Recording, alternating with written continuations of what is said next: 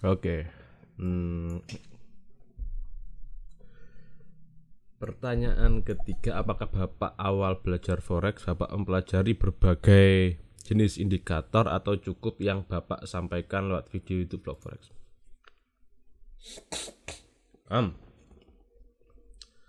Mungkin ini maksudnya apakah dulu Bapak belajar indikator? Ya tentu, namanya pencarian kok. Semua orang ketika pencarian ya akan menemukan banyak hal. So, apakah indikator diperlukan relatif terhadap teknik Anda? Teknik macam-macam, Pak. Tergantung. Kalau Anda sudah nyaman ya nggak perlu kalau tanpa indikator, harga saja, candlestick saja bisa ya, nggak perlu indikator kan. Cuma nanti kalau kedepannya ada pengembangan apa, ya indikator bisa juga dimasukkan. Ya tergantung kebutuhan indikator mau ngapain gitu kan. Kalau saya sih ini selain candlestick, pola harga, level harga, bla bla bla ya, indikator apa ya? Ya hanya kayak gini ini saya. Mungkin pakai drawing tool kayak kotak, garis, panah, jempol. Kalau saya, cuman bagi Anda yang merasa perlu memasukkan indikator ya masukkan saja. 3. Apakah Bapak memasukkan analisis fundamental dalam trading plan Bapak atau murni teknikal dan menanggung risiko lewat MM saja? Yes, murni. Cuman saya nggak tutup kuping dengan isu-isu yang sangat besar loh ya. Kayak sekarang COVID, isu Cina dan India. Lalu kalau ekonomi sedang chaos, agak nggak pasti, harga emas cenderung naik gitu kan. Ya saya nggak tutup kuping lah dengan hal-hal yang semacam itu. Tapi cuman untuk menduetil, saya lebih ke teknikal. Kita lihat ini. Pak Daud, selamat malam Pak Daud. Nama saya W. Saya sudah 1 tahun. Bla bla bla bla lah. Kiranya bisa membimbing saya karena saya merasa kurang berkembang, sering loss. Oke, bla bla. Nah, ini yang saya tandai.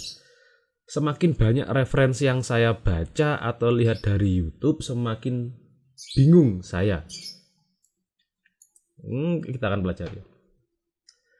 Pada akhirnya saya menemukan akun YouTube Bapak. Bla bla bla. Mohon Pak Daud bisa membantu saya memberikan pencerahan. Nah, kenapa kita bingung? Rehat dulu ya dari trading. Ini saya mau dongeng. Anda sudah terlalu banyak belajar. So, ini pikiran. Dalam kotak ini pikiran. Dalam kotak ini ada pikiran. Barang-barang apa saja yang masuk dalam pikiran, semakin banyak yang ada di pikiran, Anda semakin confused, nggak fokus, dan akhirnya bingung. Semakin banyak pembanding, Anda semakin bingung. Jadi semakin banyak informasi yang masuk ke pikiran kita akan semakin confused karena semakin banyak pilihan. Gini, ketika ini kan data ya, informasi data, ketika kita masukkan itu ke pikiran, itu akan membentuk pilihan-pilihan kita. Nah, semakin banyak data, Anda semakin bingung. Saya akan membuktikan kenapa pilihan itu bisa merubah keputusan kita. Semakin banyak pilihan, keputusan kita bisa berubah. Anda lihat ini, ekonomis.com. Jadi ada 3 pilihan. Yang pertama ekonomis.com subscription 1 tahun berlangganan secara digital itu $59. Jadi Anda akan dikasih informasi secara online digital gitu, $59 setahun. Nah, pilihan kedua print subscription. Jadi Anda dikirim media cetak yang tercetak selama 1 tahun, $125 dalam setahun. Pilihan ketiga, $125, Anda dapat kertas cetak dan informasi lewat digital. Anda pilih mana? $59 email tok $59 setahun email tok, atau $125 125 dapat buku cetak, atau $125 dapat email dan media cetak. Anda pilih mana? Banyak orang akan memilih ini, akan memilih opsi nomor 3. Ya misan-misan yang nomor 3. Ini dalam marketing itu banyak menggunakan trik seperti ini. Orang-orang akan memilih yang nomor 3. Kenapa? Karena perbandingan. Lihat. 84% orang milih pilihan ketiga. Nggak ada yang memilih nomor 2. Ya siapa mau kan? Dengan harga yang sama ya kita ingin lebih dong. Pilihan pertama hanya 16% orang yang milih itu. Tapi ketika pilihan kedua dihapus, dihilangkan, pilihan kedua dihilangkan, akan mempengaruhi pilihan orang. Orang 68% akan memilih email. Lebih murah kok. Paham ya Anda ya? Ini tadi 59 dapat email, 125 dapat media cetak, atau 125 dapat media cetak dan email. Siapa yang milih nomor 2? Bener gak? Siapa yang milih pilihan kedua? Tuh, tapi ketika pilihan kedua dihilangkan, akan mempengaruhi penjualan. Itulah kenapa pilihan nomor 2 ini diciptakan bukan untuk dipilih. Pilihan nomor 2 ini diciptakan untuk membuat ilusi supaya pilihan ketiga ini lebih menguntungkan. Bam! Sales kayak gitu. Nah, kalau marketing terhebat adalah perusahaan Apple. Anda tahu, Apple itu mengeluarkan produk-produk yang kelihatannya nggak logis. Anda lihat kemarin mereka rilis itu loh, kayak bantalan bantalan sih, roda untuk iMac. Berapa itu Indonesianya? 10 juta lebih itu. Why? What's the point? Komputer dipasangi roda. Komputer duduk dipasangi roda. Untuk apa? What the point? Mereka menciptakan sebuah produk bukan untuk dipilih, tapi mereka menciptakan sebuah produk untuk memberi kesan ke publik supaya brand Apple itu dikenal dengan kemewahannya, overprice-nya dengan kemewahannya. Luar biasa ya. Hanya dengan semakin banyak pilihan, semakin banyak data, informasi yang masuk, itu bisa mempengaruhi pilihan kita. Semakin banyak, semakin confused. Semakin sedikit, kita semakin objektif. Oke, jadi kesimpulannya, semakin banyak data yang masuk, kita semakin confused, kita semakin bingung. Semakin sedikit, semakin sederhana data yang masuk, kita semakin enjoy, kita semakin nggak bingung, nggak kebingungan. Nah, kayak ini. Semakin banyak pilihan itu selaras dengan kebingungan, ketidakpastian. Semakin banyak pilihan itu semakin tidak pasti. Nah, untuk meminimalkan ketidakpastian gimana solusinya? Ya minimalkan pilihan, minimalkan pilihannya. Gimana cara meminimalkan pilihan? Batasi informasi yang masuk. Jadi poin di video ini, batasi informasi yang masuk supaya pilihan-pilihan kita nggak banyak. Ketika pilihan kita nggak banyak, ketidakpastian menurun. Ketika ketidakpastian menurun, jadi udah nggak confuse lagi. Nah ini ada lagi, warung kopi ning Eropa, ini pinggir-pinggir jalan, di pinggir-pinggir jalan gitu. Jam itu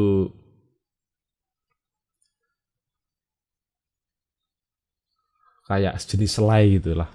Saya nggak tahu makan kayak gitu. Intinya lihat, ketika sebuah warung kopi membuat 6 pilihan selainya, yang mau beli 30%. Oh, gitu enak. Nah, ketika banyak pilihan, yang mengambil keputusan hanya 3%. Jadi tentu loh, kok menunya itu kan mewah 24, banyak menu kan lebih bagus Pak. Iya, tapi akan membuat kebingungan lebih banyak.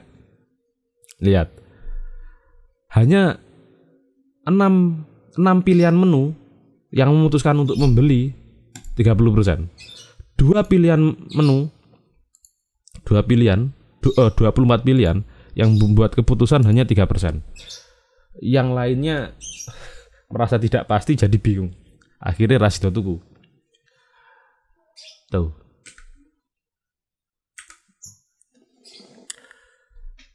Jadi minimalkan pilihan kita dengan meminimalkan informasi yang masuk supaya Anda lebih tegas. Oh ini gitu. Kita bicara willpower.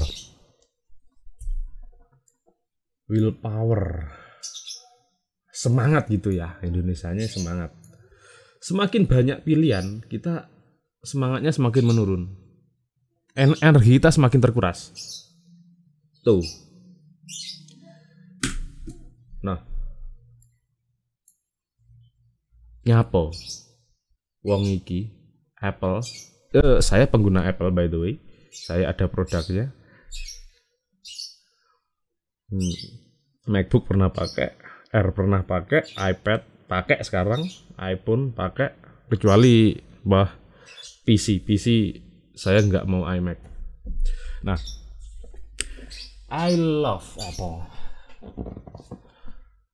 Bukan hanya gaya-gayaan loh, kita bisa banyak dapat ilmu dari Apple. Nyapa Steve Jobs kok gak salin? Kenapa Steve Jobs kok gak ganti baju? Karena meminimalkan pilihan, minimalis. Nah, jadi Pak, poin pertama dari pertanyaan ini, semakin banyak referensi di YouTube, Anda akan semakin bingung. Kalau Anda nggak mau bingung, batasi informasi yang masuk. Semakin bingung, semakin nggak semangat. Itulah kenapa Anda frustrasi, bingung, sono sini. Nah, di era sekarang ini kita disuguhkan gosip, bla bla bla bla bla bla bla bla bla. Kita dibombardir oleh informasi. Kita ini dibombardir oleh informasi. Yang Anda lakukan sekarang, yang perlu Anda lakukan, tipsnya. Don't follow the drama. Jangan ngikutin drama. Saya sudah bertahun-tahun udah nggak lihat TV itu. Apapun, drama apapun. Kalau saya ya, Anda terserah.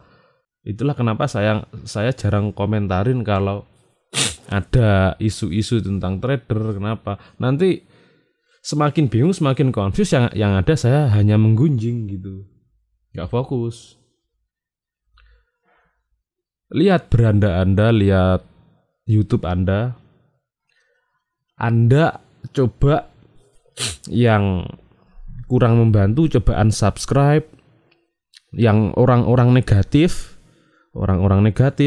itu coba unsubscribe. Kalau ada orang yang statusnya negatif, Anda unfollow. Bukan untuk apa-apa sih, cuman meminimalkan sampah yang masuk, sampah informasi. Manfaatnya, semakin sedikit pilihan, Anda semakin ayem gitu. Kalau makin sedikit pilihan, belajar trading. Kalau sudah belajar trading, sudah dirasa capek, ya istirahat dulu. Sama dengerin kicauan burung gitu kan, di halaman nyantai, enak gitu Pak. Oke, nggak usah terlalu follow up sesuatu yang di luar jangkauan kita lah. Kalau bingung ya istirahat, rehat dulu, nanti belajar lagi, seperti itu. Kayak cara makan gajah, makan sedikit demi sedikit, lama-lama juga gede juga kan ya. Filter puasa informasi yang berguna aja yang masuk. Nomor 5, filter sosial media Anda. Ya, ini aja. Minimalis, sederhana, sedikit pilihan, hidup rileks. Nggak perlu sepaneng. Nanti coba ngaca. Apakah ada urat yang terlalu tegang di wajah? Anda kurang piknik.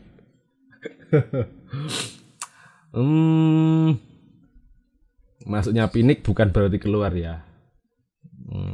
Kita harus puasa informasi.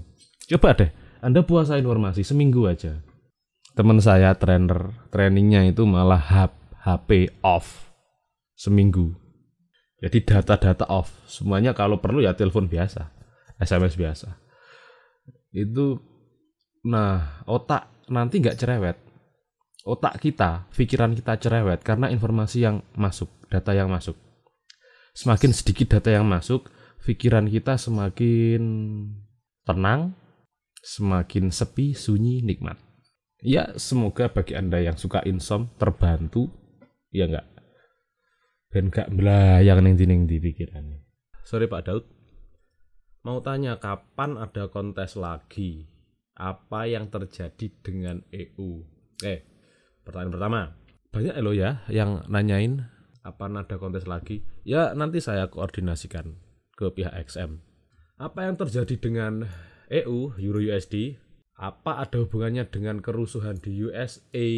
Kalau sudah naik tinggi seperti sekarang ini, apakah teori price action masih berlaku? Analisa saya kok ada enggak doa tapi harga. Untuk ini permasalahan geopolitik ya. Apa yang terjadi dengan EU? Apa ada hubungannya dengan kerusuhan? Ya pastilah.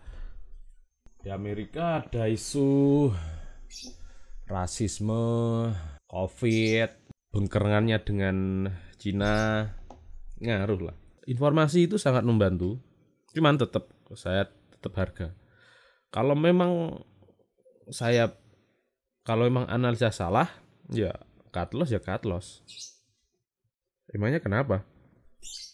Analisa juga nggak harus perfect tepat harga kok. Ngejar kesempurnaan analisa malah frustrasi, bener nggak? Kalau cut loss ya cut loss gitu kan, profit ya profit gitu. Kalau sudah naik tinggi seperti sekarang ini, apakah teori price action masih berlaku? Ya tetap berlaku. Coba saya lihat chart EU. So, apa dalam pandangan price action? Dah demand bawahnya ya. Kenapa dia terpantul di sini? Di sini ada demand. So where is the supply? SR ini SR ya.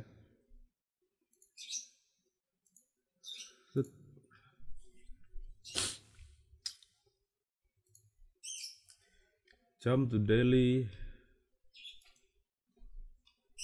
bahu kiri,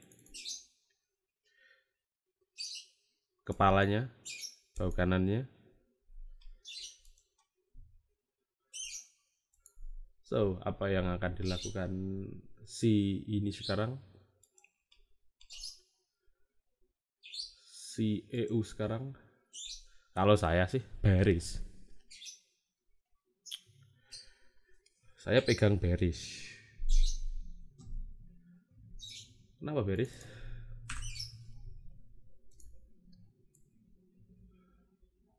We have this.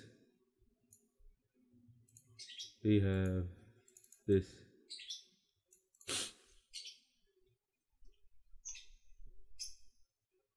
Sampai kemana? Perhatikan ini.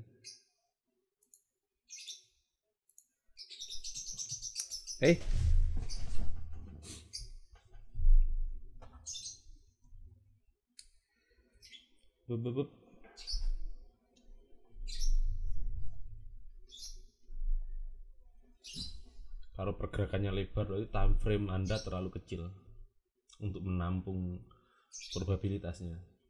So, oke.